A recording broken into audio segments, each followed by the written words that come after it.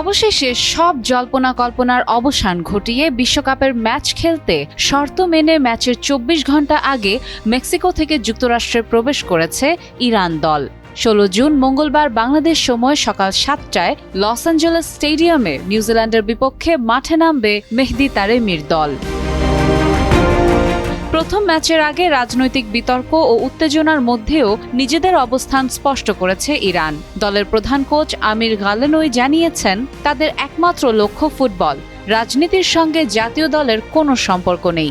একই সুর শোনা গেছে অধিনায়ক মেহদি তারেমির কণ্ঠেও। তিনি জানান, দলের লক্ষ্য সমর্থকদের আনন্দ দেওয়া এবং দেশের সম্মান অক্ষুণ্ণ রাখা।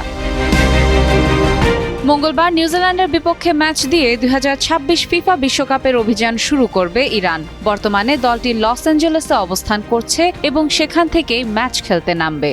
মেক্সিকোতে ব্যাপক জনসমর্থন পেয়েছেন ইরানের ফুটবলাররা, কিন্তু যুক্তরাষ্ট্রে গিয়ে বিক্ষোভের মুখে পড়তে হয়েছে ইরানের ফুটবল দলকে।